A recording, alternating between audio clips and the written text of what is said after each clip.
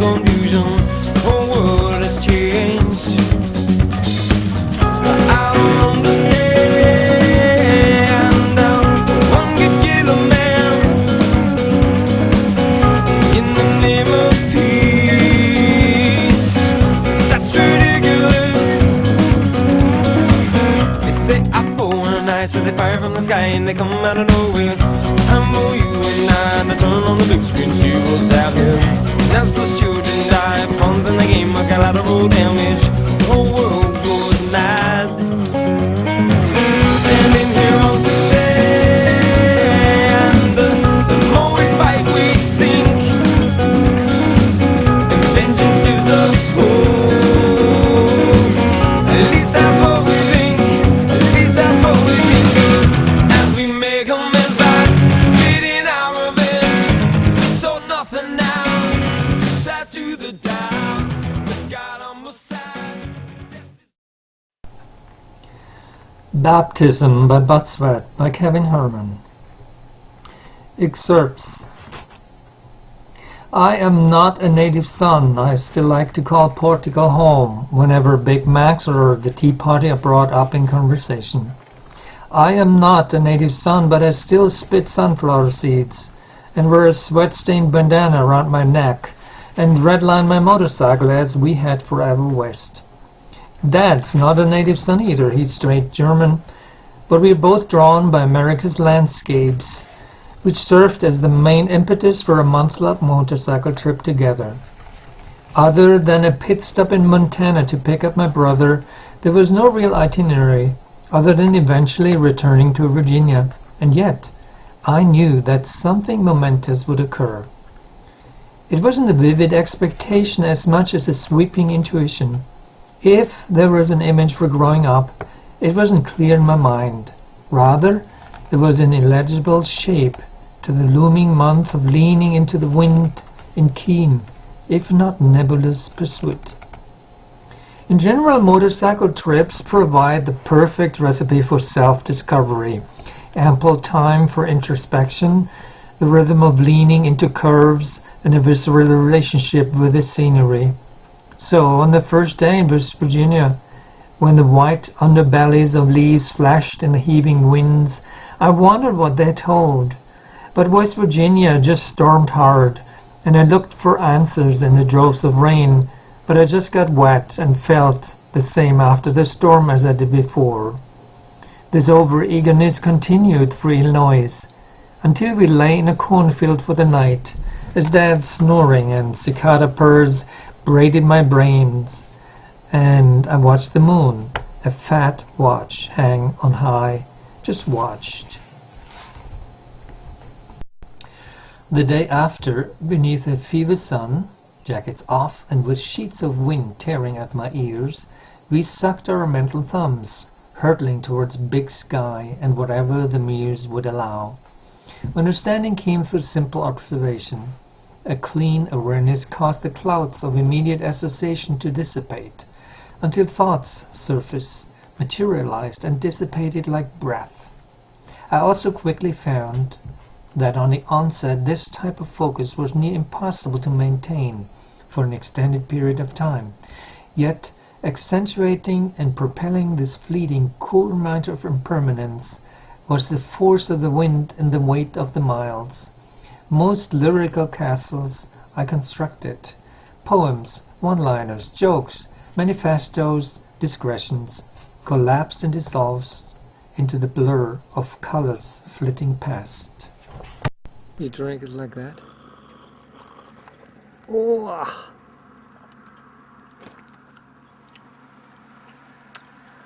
Chili beans. Okay, let's heat it up. I don't like it. Is it good? And sunflower seeds.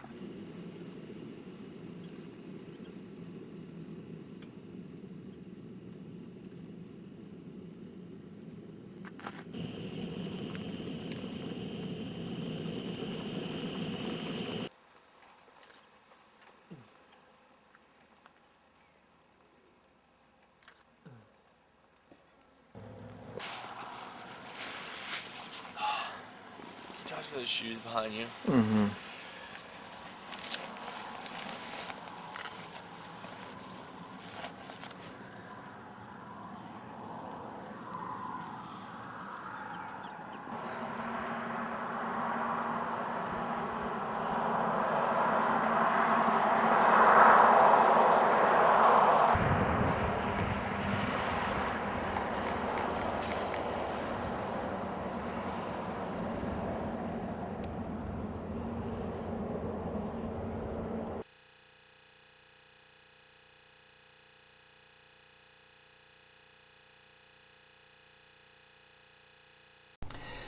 But back down again we headed, scooping up Brother Gareth in Billings. Our pass, now in full effect, tore up and over Beartooth Pass, cut through Yellowstone toward the Tetons. Through conversation and in perfect stride with some of my trip readings, namely The Snow Leopard by Peter Mattison, Dad shared that seeking out answers in the torrential beauty of nature's surrounds might be unwise. Rather we should allow things to come forth as they may. Or, as Mattison puts it, the secret of the mountains is that the mountains simply exist, as I do myself. The mountain exists simply, which I do not. The mountains have no meaning. They are meaning. The mountains are. It wasn't Wyoming's wind that yearned. Rather, the ache was my own. It was I that ascribed nothing, notions of fury to the lightning, vain thunderstorm, revealing my underlying dramatic tendencies more than any sort of essential truth about the dark clouds. Once in Utah, things stepped forth. At night, 2 deers grazed at the flap of my tent, and in the morning we happened upon an orchard and picked sweet yellow apples. I licked my lips after the juice, and they were sent throbbing. Leaves tangled and muttering in the wind. Then up and tickling 10,000 feet, 2 horses holding each other's necks. Utah then promptly reminded us of the culture that we refuse to define ourselves by. Dad, who after the close to 20 years here hasn't obtained his citizenship yet. The town of Vernal stood out. As Gareth tells, there was an American flag on every block, large trailers carrying drilling equipment, people revving their oversized truck engines, shopping for unhealthy junk food, complaining about relationships on their smartphones, and drinking shitty beer. In Cinch, Great Alley, in the solace of open space, offered, "We Americans are great on fillers, as if what we have, what we are, is not enough.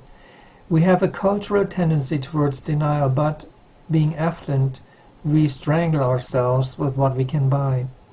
We have only to look at the houses we build to see how we build against space, the way we drink against pain and loneliness. We fill up space as if we were a pie shell with things whose opacity further obstructs our ability to see what is already there." Later, coasting between canyonland walls, like cutting through some yearning womb, I was all ears and eyes and on Utah's knee, and it felt more pure than I'd ever known. There's Bryce Canyon National Park, and there's the Arches, and there's that one road through Colorado where we split 2 thunderstorms and laughed about it. There's Capitol Reef with wind-flayed high grass, and there's knee-deep in Colorado River squelch. I guess we ride for keeps. At the beginning, I knew I was headed towards something momentous, something that would make me a native son in my own right. That something might have whispered, "New Mexico." It might have breathed, "Go faster." I did both. In a climactic funneling of our journey, New Mexico seemed to well forth. Mattison gives, "There's a rising of forgotten knowledge. There's a spring from hidden quivers under the earth. To glimpse one's own true nature is a kind of a homegoing. To a place east of the sun, west of the moon, the homegoing that needs no home."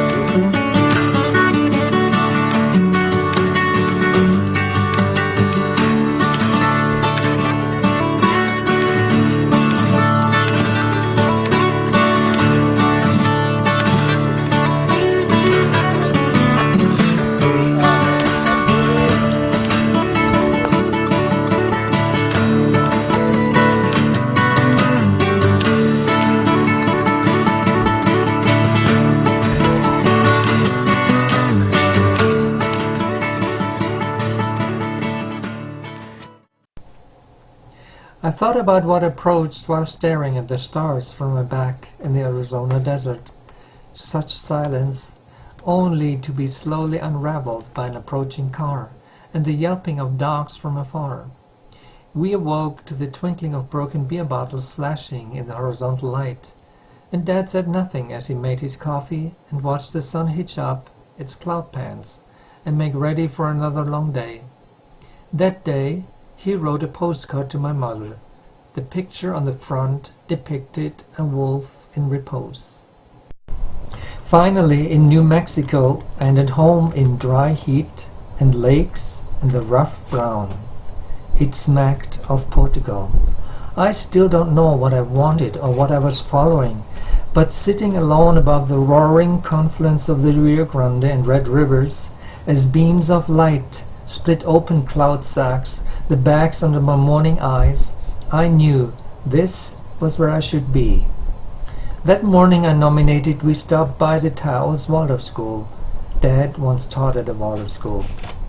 Silke, the teacher, invited us in, and I felt 6 years old and playing with a smooth wooden horse and eating the bread my hands had just kneaded and baked. Standing beneath the willow tree, then out back behind the school, and walking east to greet the mountains, the field hemmed the fences and punctured by a tree that had been split by lightning.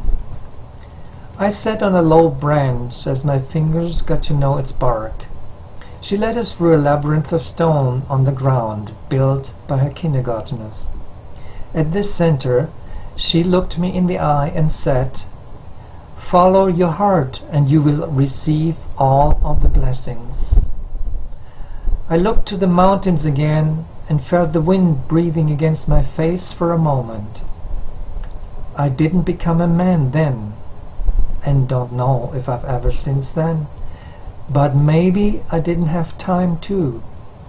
On the way back, my dad, Wolfgang, hit a wolf in Oklahoma going 85 and lost most of the skin on his arms and hands. I watched him from behind as his helmet flew from his head and he tumbled like a rag doll. He wasn't wearing a jacket. None of us were. The wolf died instantly. The bike skidded off the road. With nothing more to ride, he sat. We strapped the bikes in a U-Haul and we all piled into the tiny cab for 2 days of bumbling home. Footnote: 3 dudes and 1 cab. Needless to say, shit got weird. I daydreamed the whole way home, and none of it came true, or true solace is finding none, and which is to say, it is everywhere, as Gretel Ehrlich says. What the great land of America has taught me is that it matters not where I align myself culturally. I am not an American or a man, at least not yet, or whatever you just would have me be. I just am.